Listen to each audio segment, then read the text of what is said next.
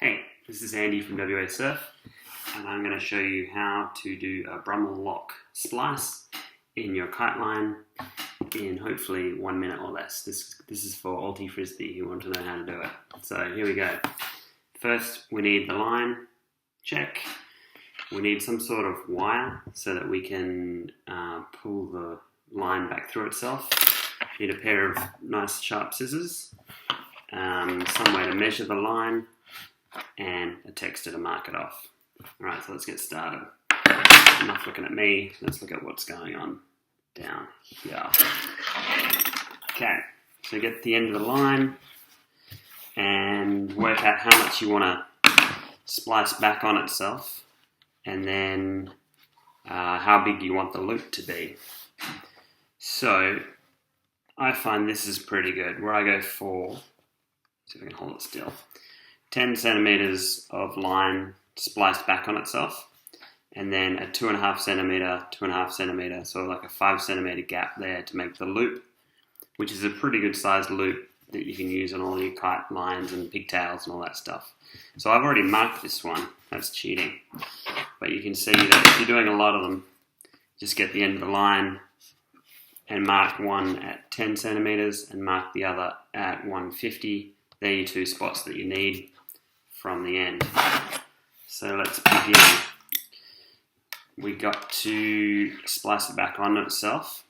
So we start with the furthest one away from the end and push through it. Now you're going to see if this is okay. You want to push this needle through into it, but it's easier if you start by opening up the line a little bit, by bunching it up a section, and then pushing it through.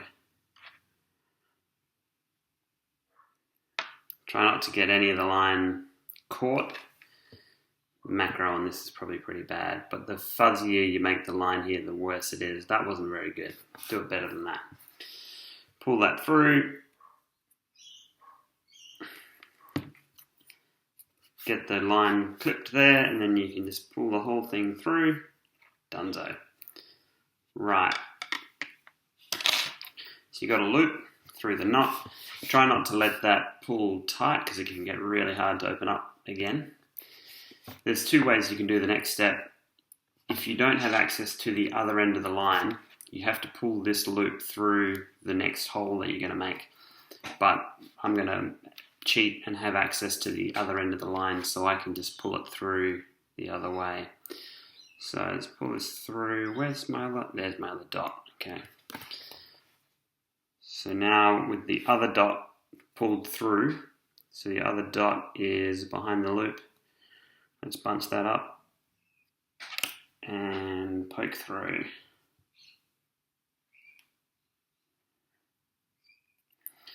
Easy. Don't let that loop close up. Now open that up. Get the tail of this line that you want to loop.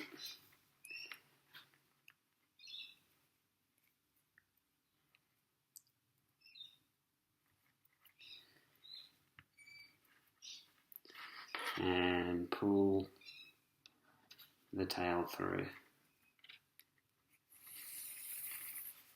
Don't close that loop.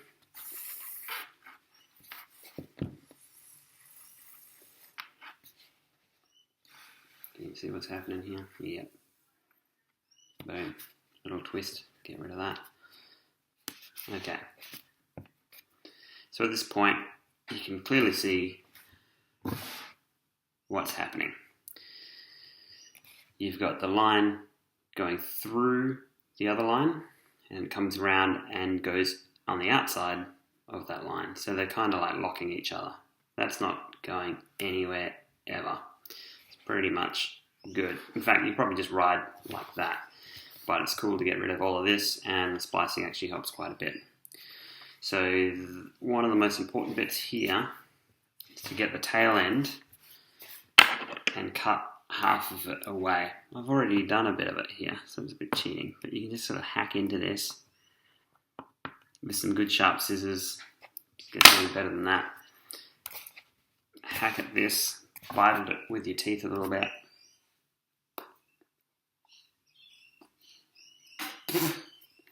Right, you need this to be half thickness.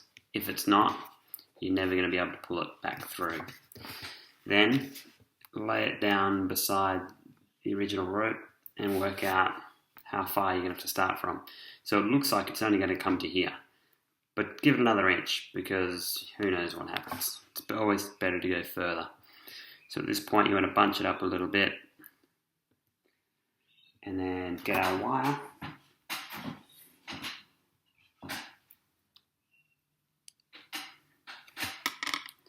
Still looped on here.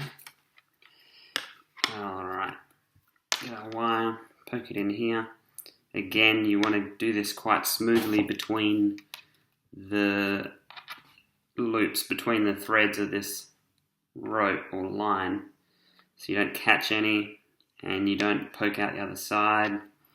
Just got to aim it right down the middle. If you're spinning it, that can help. So you can see there, I'm getting it down the middle. Nice. Once you spin it a few times and get it started, generally you can run away with it. It gets a lot easier past the first centimetre, hopefully. Okay, it's not going swimmingly, so I might fast forward this section.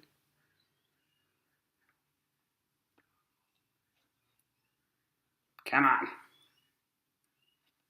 Alright, you go right up to the double lock there and exit just below the double lock. You want that lock nice and tight so you can make sure that you're going to exit as close to it as possible.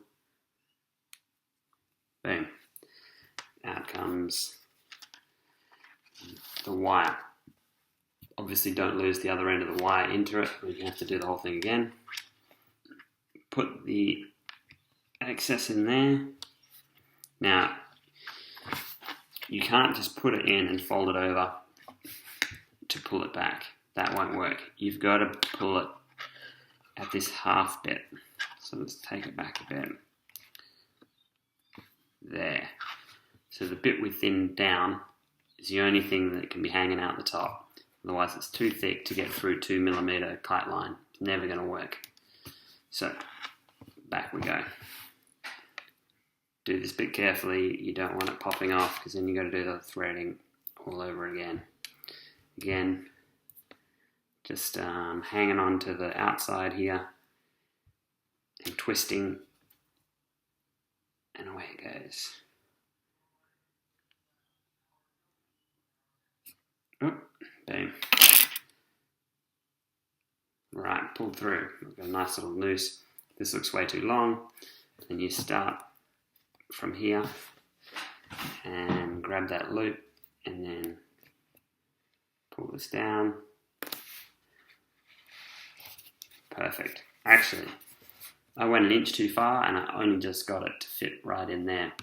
And the tapering that we did, or the cutting of the half the line, helped to taper this to make it a nice smooth transition. So this is the end result.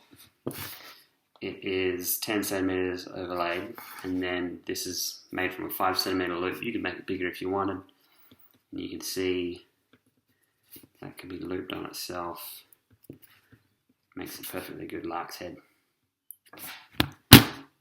Done.